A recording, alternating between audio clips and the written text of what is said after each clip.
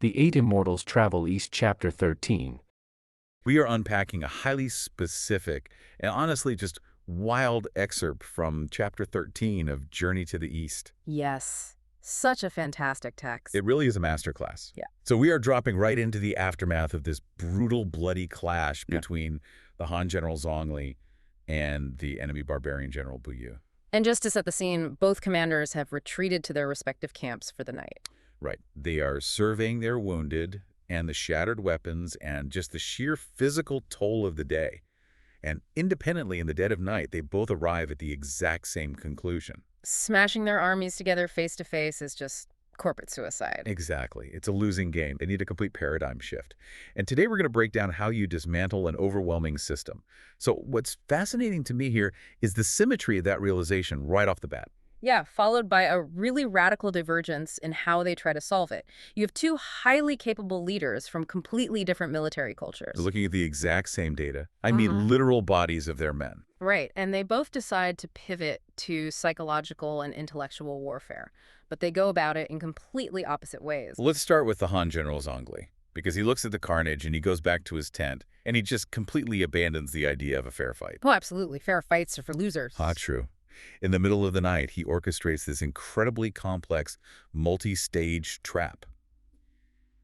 The text notes that he secretly sends out 20,000 light cavalry to wait in ambush on all four sides of the battlefield. Just waiting for a specific signal. Yeah, and I just want to pause on the sheer logistical nightmare of that single sentence. I mean, 20,000 horses. It's massive. How do you move 20,000 horses and riders into position in the pitch black without the enemy hearing a single thing? Right. Well, it requires an astonishing, almost terrifying level of operational control. If you look at the mechanics of ancient warfare, moving light cavalry in the dark involves mitigating sensory output on a massive scale. Meaning keeping them quiet. Yes, but also invisible and scentless. We are talking about wrapping horses' hooves in cloth or leather just to muffle the sound of them striking stone. Oh, wow. I didn't even think about the hooves. Yeah, and they are gagging the horses too, using specialized bits that prevent them from neighing or making noise. Because one spooked horse and the whole trap is blown. Exactly. And furthermore, managing the olfactory signature of 20,000 animals. The smell. Right, the smell of sweat and leather and manure. It means Zhongli had to factor in wind direction and ambient temperature. Light cavalry are built for velocity and sudden overwhelming impact. Not for standing around in the cold. Exactly. Keeping them stationary and silent and disciplined in the freezing dark is just a masterstroke of command. And the trigger mechanism for this trap is so fascinating. They aren't waiting for a visual cue like a flare or a flag because it's going to be pitch black or super dusty. No visual cues would be useless in the chaos. Right. They're waiting for consecutive cannon shots. Right. But that ambush is just the perimeter. It's just the outer shell of the trap. Because inside his own camp, Zhongli puts his main force on a meticulously timed schedule. Based on the ancient watches of the night. He orders them to cook at the 4th watch lineup in formation in the 5th watch and engage right at dawn. Yeah, and if we break down that ancient Chinese timekeeping system, the Zheng, the night from dusk to dawn is divided into 5 watches tracked by water clocks and incense timers. So what time is the 4th watch exactly? The 4th watch is the dead of night, roughly 1 a.m. to 3 a.m. Oh man, that is brutal. It is. This is when the human body's core temperature drops the lowest and cognitive function is at its absolute most sluggish. Zhongli is forcing his men to wake up in the bitter, freezing dark to boil water and consume these dense, high-calorie rations. So by the 5th watch, which is roughly 3 a.m. to dawn, they are standing in formation in the freezing pre-dawn air. Yep, fully digested. It sounds absolutely miserable, but I guess it ensures they are fully metabolizing those calories and wide awake by the time the sun actually crests the horizon. That's the goal. But here is the detail that really stands out to me. Amidst all this preparation for a massive, brutal battle, Zhongli assigns a specific contingent of his army to do absolutely nothing during the fight. Right. They just sit there. Their sole mandate is to wait until the enemy breaks and flees, and then immediately seize the enemy camp, capture the baggage train, and secure the supply lines. It is a profound application of compartmentalization.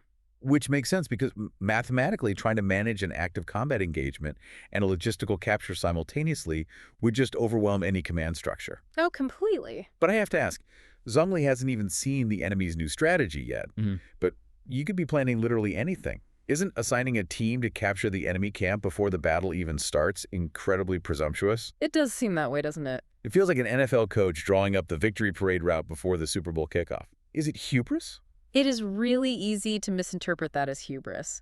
But if we view it through the lens of cognitive load theory and battlefield psychology, it is actually a vital safety mechanism. Okay, how so? Well, in the chaos of ancient melee combat, the moment an enemy line breaks, the immediate impulse of a frontline soldier is to break formation and chase the loot. Because of the money? Yes, plunder was a massive economic incentive. If your frontline troops are thinking about capturing the enemy's baggage train, they will abandon their geometric formation way too early. Leaving themselves vulnerable to a counterattack. Oh, that is so smart. Exactly. So, by clearly designating a specific loot team, he removes that temptation entirely from the frontline fighters. He's basically telling his main force, your only job is the geometry of the battle. The economics of the aftermath are already handled. Precisely. He is imposing absolute psychological order on his own side before the sun even comes up. That completely reframes his leadership.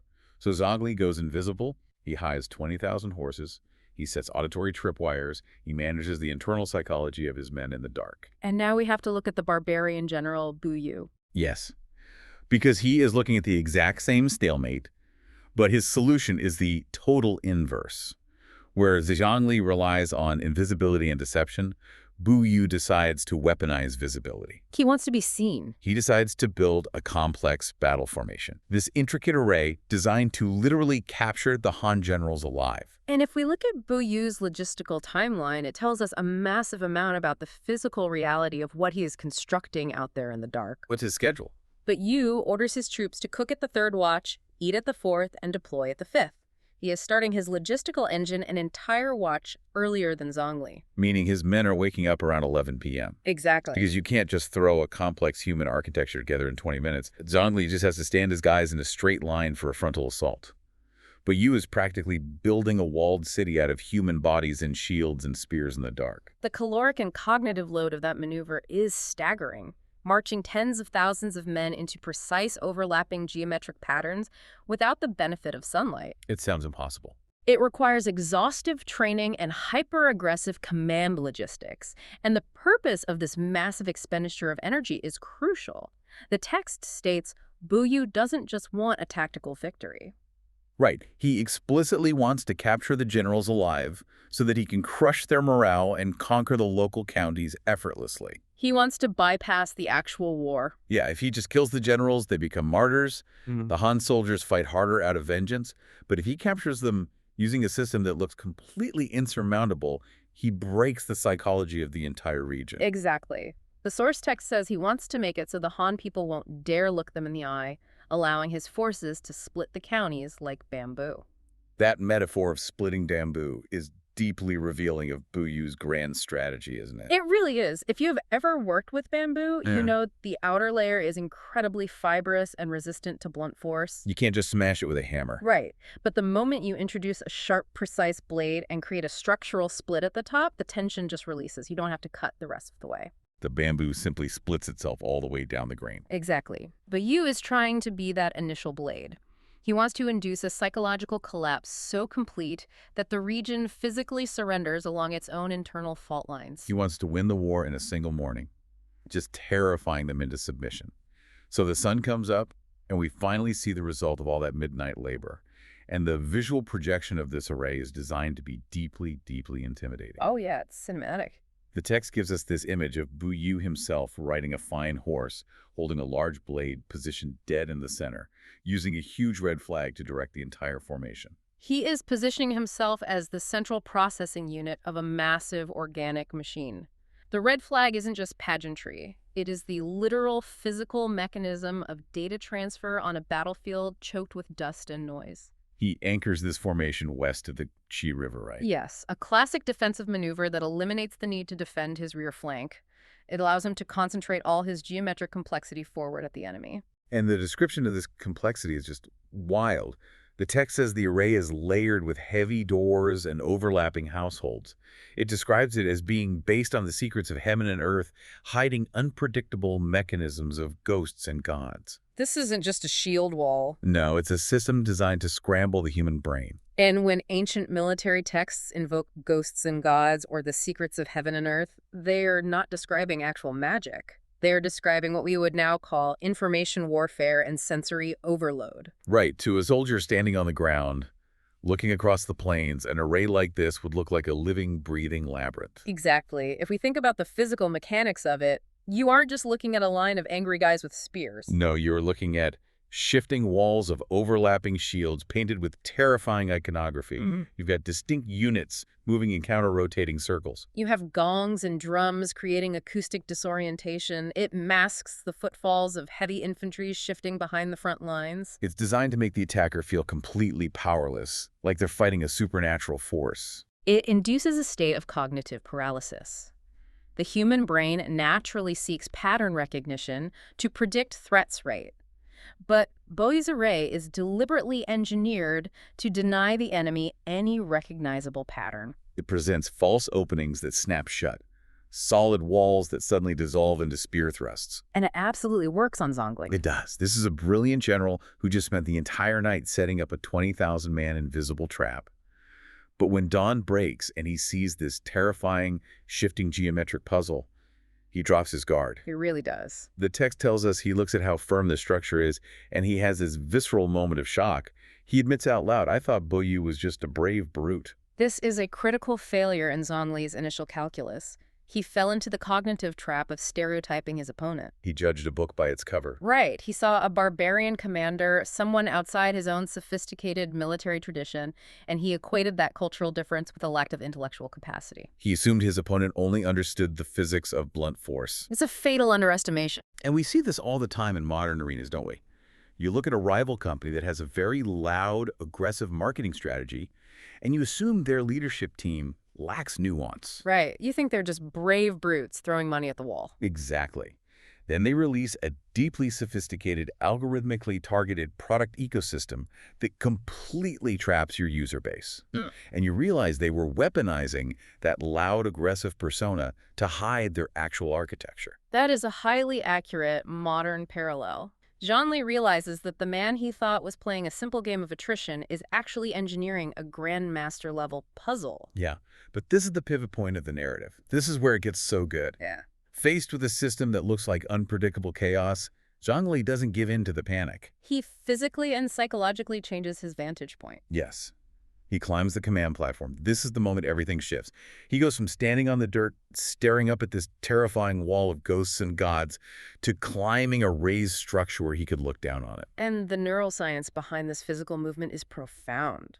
What happens in the brain there? Well, when you are on the ground level, surrounded by the sensory overload of an impending battle, your amygdala, which is the brain's threat processing center, is entirely in control. Your fight or flight response. Exactly. Your focus narrows. You only see the spear points directly in front of you. By climbing the platform, Zhongli removes himself from the immediate localized threat environment. It creates distance. Yes, spatial and temporal distance. Yeah. Which allows his prefrontal cortex, the logical analytical engine of the brain, to re-engage. So he transitions from experiencing the fear of the array to analyzing its mathematical geometry. Precisely. And the moment he looks down at the macro structure, the illusion shatters. He recognizes the pattern. He says, oh, it's the 8 trigrams array, the Bagua Zen. I love this moment because the instant you name the monster, it stops being a monster. It becomes a system. Exactly. Naming it anchors it in known reality. The Bagua Zen is not magic. It is a mechanical application of ancient Taoist philosophy to battlefield architecture. So let's dive deep into that architecture because this is where the genius of the text really shines. The Bagua, or the 8 trigrams, comes from the I Ching, the Book of Changes, right? Yes, it's a cosmological framework. So why would a general use a philosophical framework to build an army? Why not just use a square or a circle or something simple? Because a square or a circle is a static shape.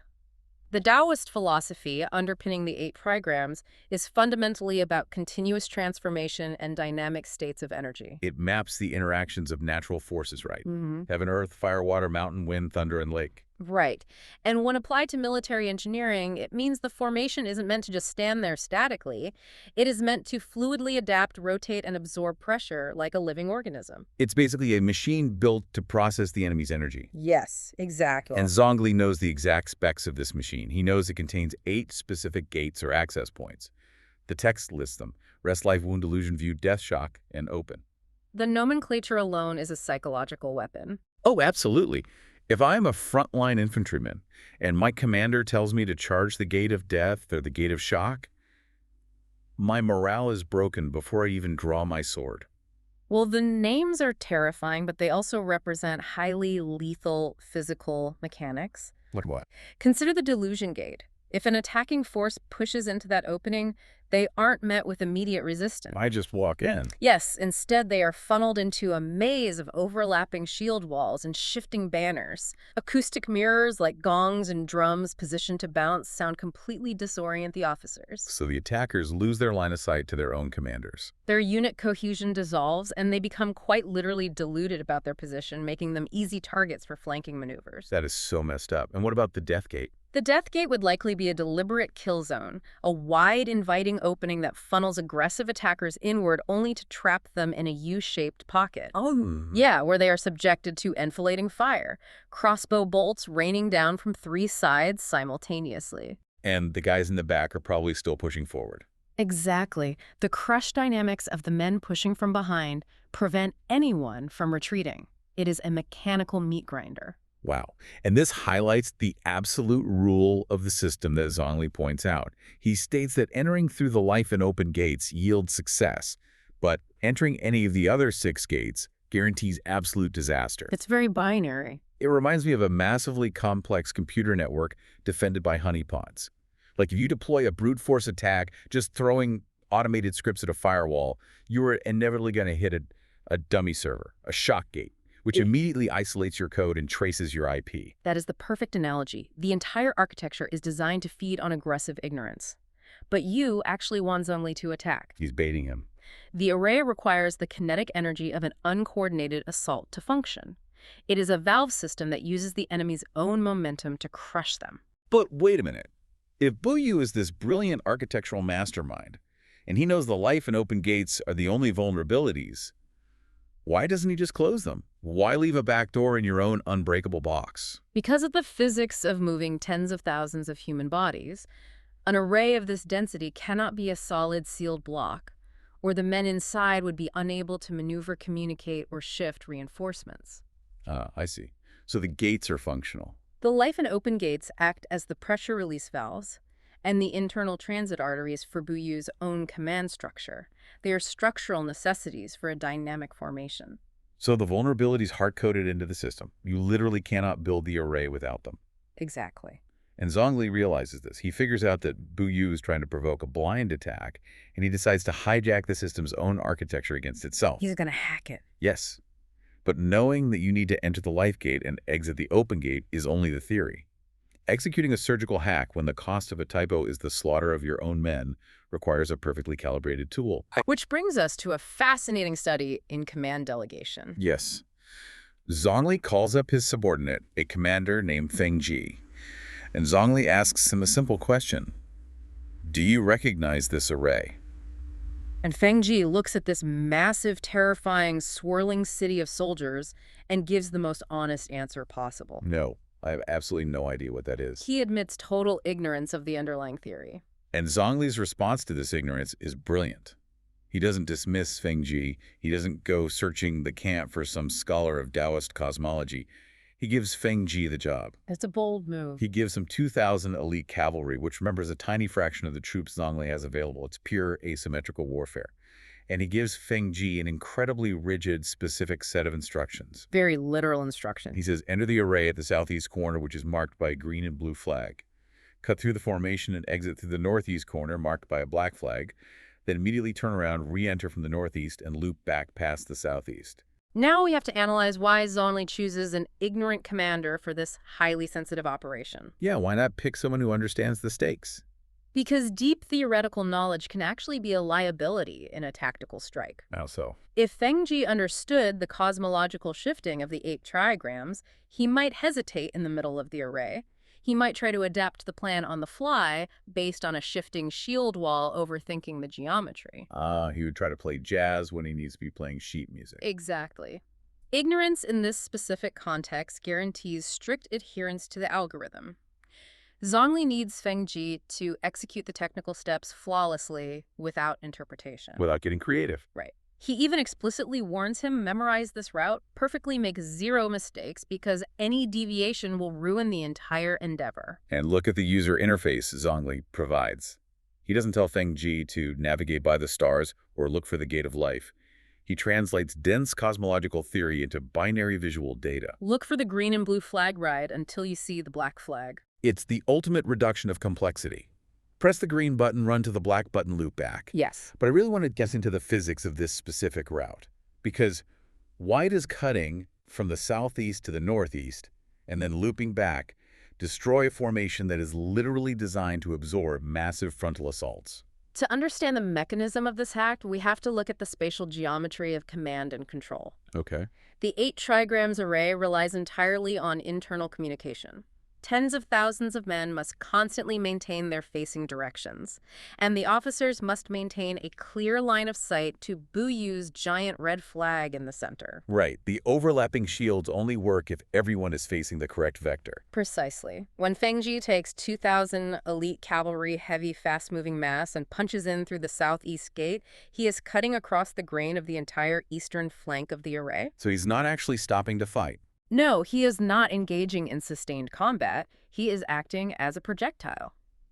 As 2,000 horses tear through the internal arteries of the formation toward the northeast, the enemy units along that path are physically forced to turn inward. To defend themselves against this rushing needle. Exactly. So they break their forward-facing geometry to deal with the internal threat. Yes. And the crucial element of Zhongli's algorithm is the loop. The U-turn. Right. If Feng Ji just rode out the other side and kept going, the array would eventually reseal itself like water flowing around a stone. It would just heal. But by exiting the northeast gate, immediately wheeling around and driving back through the very same chaotic channel he just created, Feng Ji engineers a catastrophic backwash. Oh man, the fluid dynamics of that are devastating. Because the enemy units that just turned inward to deal with his first pass are suddenly hit from behind on the second pass. Exactly. The rigid lines of sight to Buyu's command flag are permanently severed by the dust, the panic, and the physical displacement of the officers. The heavy doors and overlapping households that made the array a fortress suddenly become a crush trap for the defenders themselves. Yes, the massive density of Buyu's troops becomes their greatest liability because they lack the physical space to reorient. Panic contagion sets in. It's a fatal stress fracture. And we see this play out exactly to the letter. Feng Ji takes his 2,000 riders. He doesn't hesitate. He enters at the green and blue flags, exits at the black loops back. He executes it flawlessly. The text explicitly notes that despite their massive numbers, the enemy cannot stop him. The array is totally rigid against a broad frontal assault, but it has no immune response to a localized high-velocity internal disruption. And as the array's geometry collapses into chaos, we witness a really fascinating psychological transformation in Feng Ji himself. Yes, we do. 10 minutes ago, he was a mechanic blindly following a color-coded recipe. But the moment he sees the massive structure buckling under his maneuver, he seizes the psychological momentum. He realizes he just broke the unbreakable machine. The text says he rallies his troops, screaming that the general's plan worked. And this is the moment for a great man to achieve glory. He completely weaponizes the visible collapse of the ghosts and gods to flood his 2,000 riders with an adrenaline rush of invincibility. He organically pivots from a rigid executor of an algorithm to a highly dynamic, inspirational combat leader. He understands that the mechanical fracture of the array must be immediately followed by overwhelming psychological pressure. Meanwhile, Zhongli is still standing high up on his command platform. He is watching the macro system. He sees the enemy flags scattering and falling into disorganized clumps. The visual order of the Bagua Zen is just gone. That is his binary trigger. Exactly. He immediately orders his main army, the ones who woke up at the fourth watch, to launch the frontal assault. The very assault that Buyu's array was originally designed to chew to pieces. But the machine is broken. Its gears are grinding against each other. And this brings us to the absolute masterstroke of the entire text. The climax of Zhongli's layered strategic design. The main army hits the shattered array, the barbarian troops begin to scatter, and The suddenly consecutive cannon shots ring out. the auditory trigger for the perimeter trap set in the dead of night. With the 20,000 hidden light cavalry who have been sitting in the freezing dark on all four sides, absolutely silent, finally spring their ambush. The net closes. The devastation is absolute. The source text describes corpses littering the plains and blood flowing like a river. It is a total cascading failure of Wu Yu's forces. If we evaluate the architecture of Zhongli's strategy, the real brilliance lies in its redundancy. What do you mean? Well, his initial plan, the 20,000 hidden cavalry, it did not depend on Bu Yu's actions. Whether Bu Yu chose to launch a blind charge at dawn or build an incredibly complex Taoist array, Zhongli had a perimeter kill box waiting. Oh, wow. He didn't just break the enemy's unbreakable box. He broke it inside a cage he'd already built. Exactly. The surgical hack by Feng Ji was just the mechanism required to flush the enemy out of their fortress and into the pre-existing trap. And what of Bu Yu, the general, who sought to project such supernatural invulnerability that the local counties would split like bamboo? The text notes he abandons his camp entirely and flees for his life. The Han troops chase him for 20 miles. A complete rout. And remember that highly specific loot team Zhongli assigned before the sun came up. The guys who were told to do nothing during the fighting. Yes. They execute their singular mandate perfectly. While the main army is routing the enemy, this contingent sweeps in and captures endless weapons rations and the entire baggage train. Leaving nothing behind. The Han army returns comprehensively victorious, fully resupplied by the very enemy they just destroyed. It is a flawless execution of operational logistics born entirely from the initial decision to reject brute force in favor of mapping and exploiting the mechanics of a complex system. So how do we apply this 2,000-year-old battlefield architecture to the stalemates we face today? I think the most critical takeaway is the necessity of elevation when facing cognitive overload. Climbing the platform. Exactly. When you are staring down a problem that feels like ghosts and gods, a competitor's labyrinthine legal strategy, an impossibly dense software integration, just a bureaucratic nightmare, your amygdala is going to scream at you to either attack it blindly or run away. You have to climb the platform. You have to force yourself out of the immediate threat environment, map the geometry of the problem, and name the system. Once you understand the mechanics, it stops being magic.